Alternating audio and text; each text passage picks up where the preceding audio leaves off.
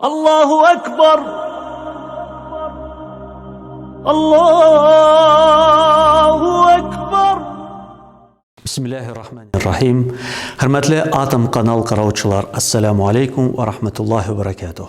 Allah Teala'nın selamı, rahmeti, hem bereketi, hem bizge nasip bulsun muhterem din kardeşlerim.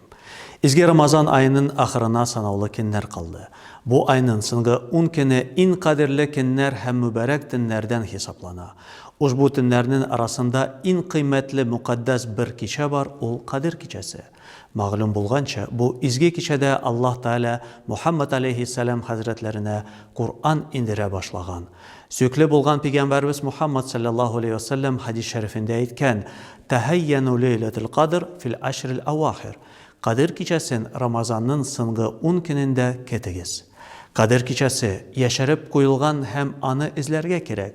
Şuna göre Ramazan ayının sınıgı kinlerinde dinlerin Allah'ın rahmetin ümit etip barça günahlarımızdan tövbe istiğfar kılıp namazlarımızı okurga tiyecbiz. Leyletul kadri hayrun min alfi şahr. Kadir kiçesi min aydan da hayırlırek, sevabı min ay kılgan ibadetten artıgırak dile Kur'an-ı Kerim'de. İseplep karaganda ol min ay 83 yıldan artık bula. Gayşe anabız Peygamberimizden sıragan Kadir kiçesinde nindi dua kılarga kerek deyip Peygamberimiz cevap bergen. Allahümme inneke afun tuhibbul affe fa'fu anni. Ey Allah, sen gafu etuşu. Sen yaratasın günahlarını keçirge minne gafu et, günahlarımını yarlıqa.